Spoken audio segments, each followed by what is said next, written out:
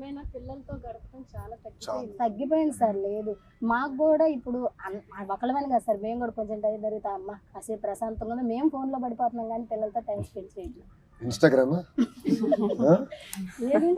చెప్పండి, Instagram యూట్యూబా? రెండువా? YouTube Facebook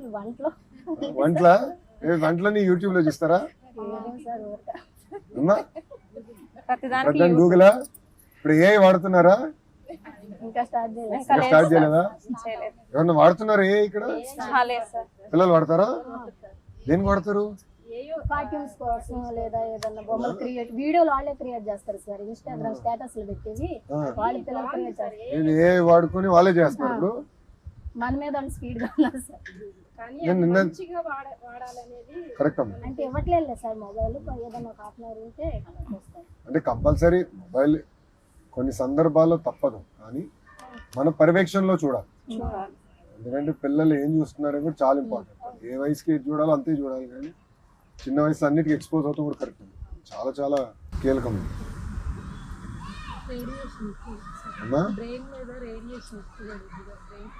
ఇంకా తెలియదు నిజంగానే మీరు అన్ని దానికి ప్రశ్న సమాధానం లేదు.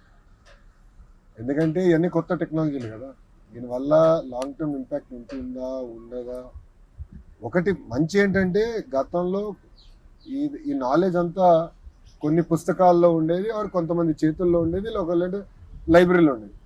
అలాంటిది ఇప్పుడు ప్రతి ఒక్కరు అందరి చేతుల్లో ఉంది. సో ఏమైనా డౌట్ ఉంటే సింపుల్ గా క్లారిఫై చేసుకుని అది కూడా ఉందిలే.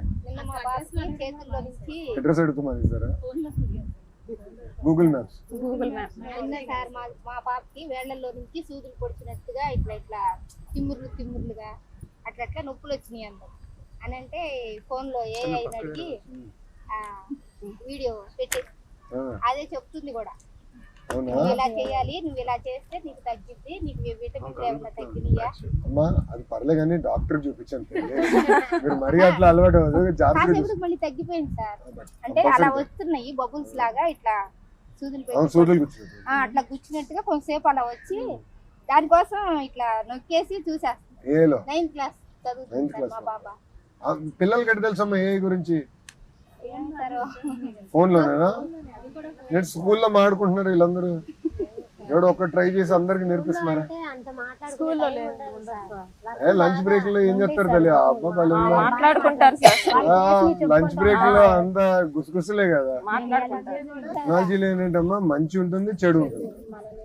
సో మనం మంచిగా ఎట్లా వాడాలనేది ఇంపార్టెంట్. ఇప్పుడు నేనున్నా వాట్సాప్ బాగా వాడతాను, అదొక మార్గం అందరితో టచ్ ఉండడానికి. ఎవరైనా నాకు ఫీడ్బ్యాక్ ఇవ్వాలంటే వాస్తవాలు తీసుకుని మంచి మార్గం కింద నేను ఎంచుకున్నాను. అప్పటికి బ్రహ్మి ఉంటుంది, ఎక్కువ నువ్వు ఫోన్ వాడుతున్నావు, ఎక్కువ నువ్వు స్క్రీన్ చూస్తావు, తగ్గించి నన్ను అంటూ ఉంటుంది ఎప్పుడు. బట్ అది ఎట్లా బ్యాలెన్స్ చేయాలి మన చేతులు. సో దాంట్లో టెక్నాలజీ వల్ల మంచి ఉంటుంది, చెడు కూడా. దేనికైనా ఇప్పుడు షుగర్ ఆరోగ్యానికి మంచిది కదా తల్లి. లిమిటెడ్గా తీసుకుంటే కొంతవరకు మేలు, ఎక్కువ తీసుకుంటే అది. సేమ్ థింగ్ ఉప్పు అంతే, ఆయిల్ అంతే. మా వాడికి నేను ఫోన్ లేవమ్మా, ఐప్యాడ్ లేదు. వాడికి ఏంటంటే హోంవర్క్ ఉన్నా అంటే బ్రహ్మి కూర్చుంటుంది, బ్రహ్మి ముందర హోంవర్క్ చేయాలి.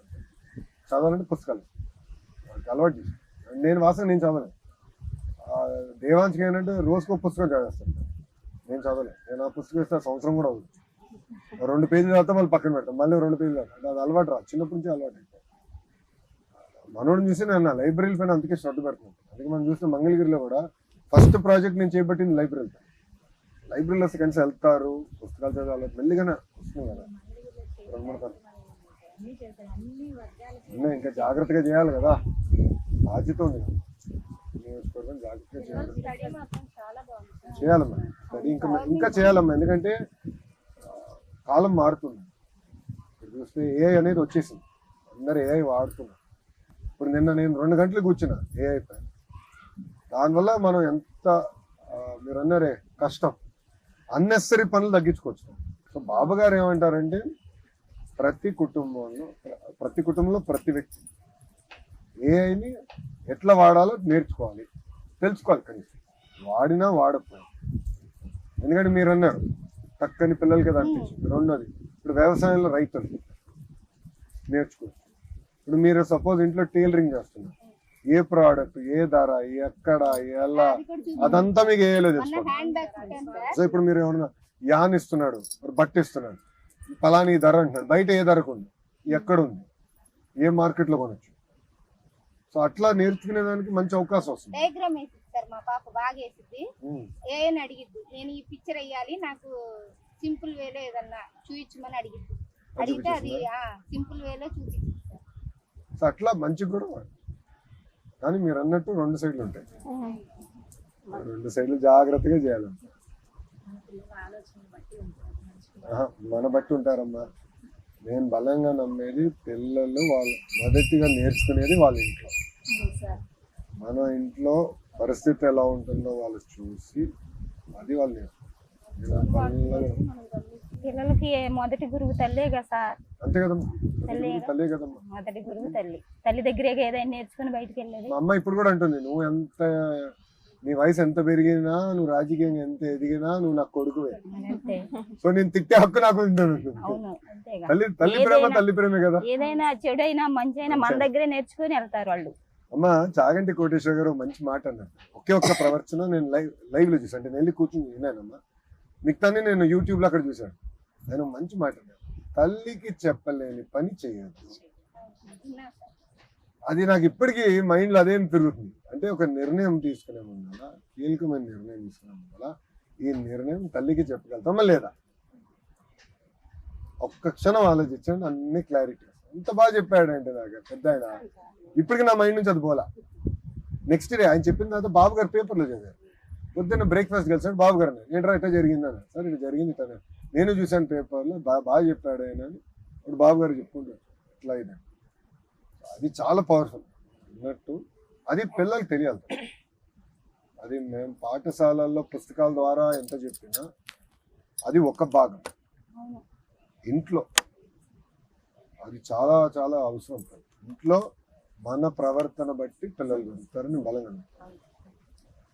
ఇప్పుడు నేను ఏదంటే తిని మామిడి నువ్వు తినద్దంటే అడేమంటాడు, మీరు తిన్నారు కదా డాడీ అన్నారు. నా నాన్న నువ్వు తింటున్నావు, నేను తింటాను కదా అంటే. నేను రోజంతా ఫోన్ల మీద, ఆడు ముందర రోజంతా ఫోన్ల మీద ఉంటే అంటాడు, నాన్న నువ్వు ఫోన్ వాడుతూ నాకు అంటాడు. అందుకే సండే నేను అతనితో ఉన్నప్పుడు నేను ఫోనే పెట్టుకో. అందుకే నాకు ఎవరు మెసేజ్ పెడితే సండే రిప్లై రావు, నేను పక్కన పెట్టేస్తా ఫోన్. మళ్ళీ రాత్రి చూస్తా మెసేజ్. నాకు ఫోనే లేదు సార్.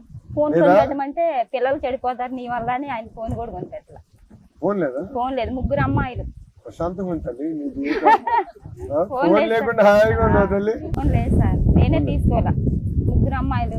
ఈ ఫోన్ ఉందంటే వాళ్ళు స్కూల్ నుంచి రాగానే ఫోన్ తీసుకుంటారు, వాళ్ళే చెడిపోతారు. అడగలేదా ఫోన్ అమ్మా? అడగరు. కొనండి అన్న కూడా అడగలేదా? ఎంత వయసు ఎంతమ్మా? పెద్ద అమ్మాయి 9th క్లాస్, సెకండ్ అమ్మాయి 5th, 3 అమ్మాయి 2nd క్లాస్. పెద్ద పాప నెక్స్ట్ ఇయర్ బోర్డ్ ఎగ్జామ్స్. అవును సార్. ప్రిపేర్ అవుతుందా? చాలా బాగా చదివిద్ది, డ్రాయింగ్ బాగా వేసిద్ది, క్లాస్ ఫస్ట్. ఆడపిల్ల బాగా చదువుతారు. ఆడపిల్ల ఇనిద్ది సార్ మాట, తల్లిదండ్రుల మాట విని మా అమ్మ మా నాన్న ఇంత కష్టపడుతున్నారని వాళ్ళు కూడా మన కోసం ఏదో చెయ్యాలని వాళ్ళ మనసులో ఉండింది. కానీ కసి పోకూడదు, కష్టపడాలన్న కసి పోకూడదు.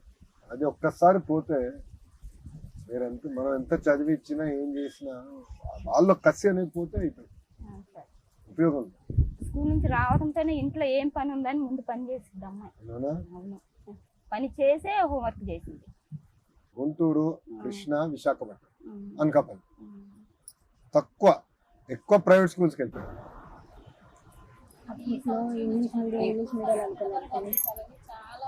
అమ్మ అందరు నిడమరు పంపిస్తే ఇంక నిడమరు ఉండదు, నిడమరు ఉండదు. బట్ స్కూల్స్ అన్ని మెరుగు చేస్తా. లక్ష